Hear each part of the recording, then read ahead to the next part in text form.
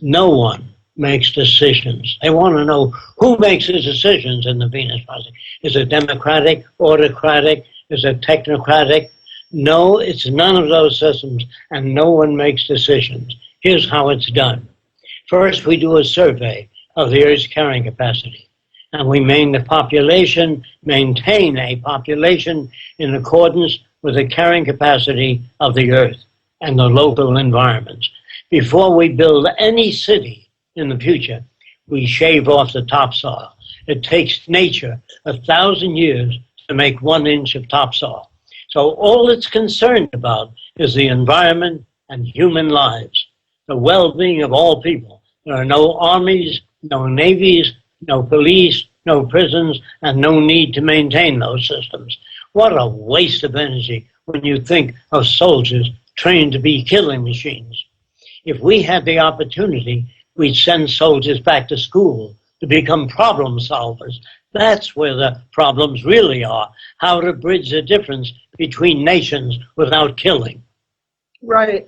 And in terms of the fear that people have, as Jacque said, it's their own projection as what they think the system is, and if there's really nothing in it to hurt anyone. But where they get a lot of this fear is from sci-fi movies that talk about the future, and they're not technicians or artists. I mean, they're not science people who are projecting into the future. They're artists, and they're writers and philosophers. And that has nothing to do with the same future that they're talking about. And it's really scare tactics. I look at it as the free enterprise system extrapolated into the future. And it is very scary what they're showing in terms of the possibilities if we don't change to a new system and just continue as we're going. But the Venus Project and a resource-based economy has nothing to do with these science fiction movies. How is your approach in terms of when we have other people out there in the scientific field, like for instance Stephen Hawking, then coming out and making basically presenting ideas about ET, aliens, extraterrestrials, and mentioning that in the context of possible threat, actually. Even if we follow that line of thinking, even if one believes that or not, if humanity ends up in a situation where we have no military, no defense, just to entertain the idea, could we be invaded or colonized from someone else out in space? Not if we invite all the nations to participate and share resources. Consider World War II.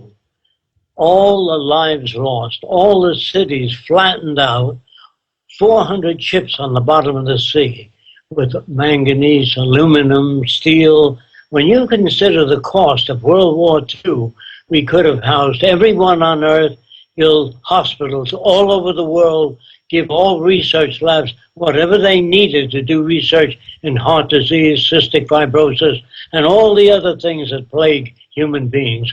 What the future's concern would be with tornadoes, hurricanes, earthquakes, all the problems that are common to all the world's people. This is what we'll work on, not killing one another.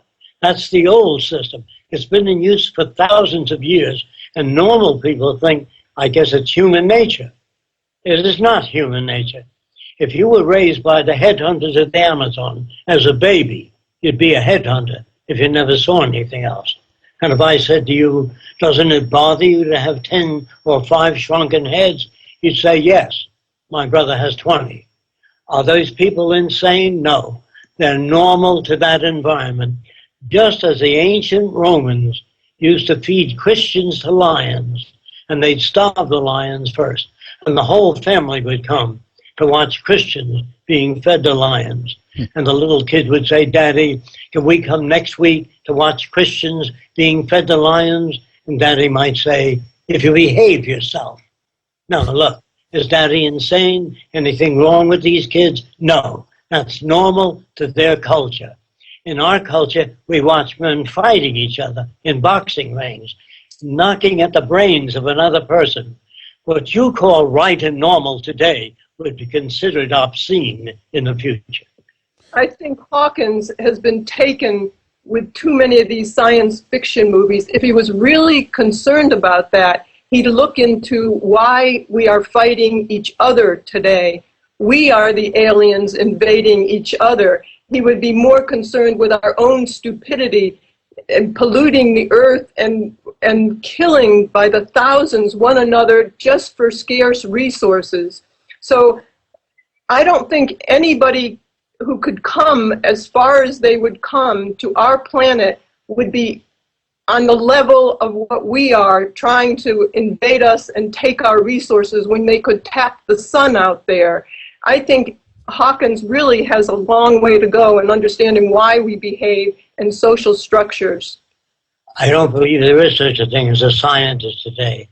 There are people that are scientific in math, scientific in physics, scientific in structures, but there are very few generalists who concern themselves with what are the factors that make war. Why are some people serial killers? What makes them that way? And let us outgrow the need for the conditions that produce aberrant behavior.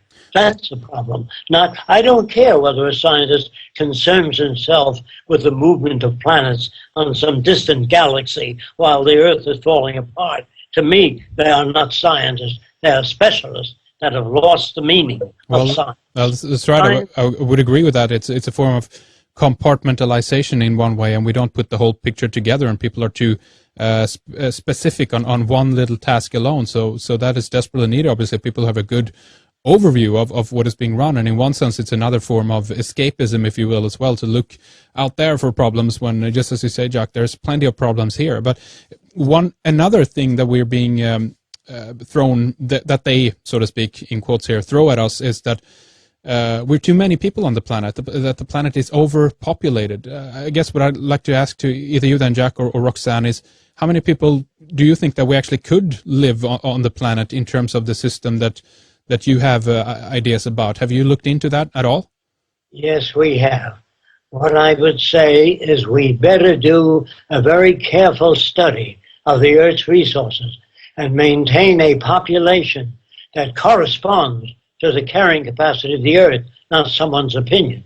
And if our population exceeds the carrying capacity of the Earth, we will have more robbery, invasion, territorial disputes.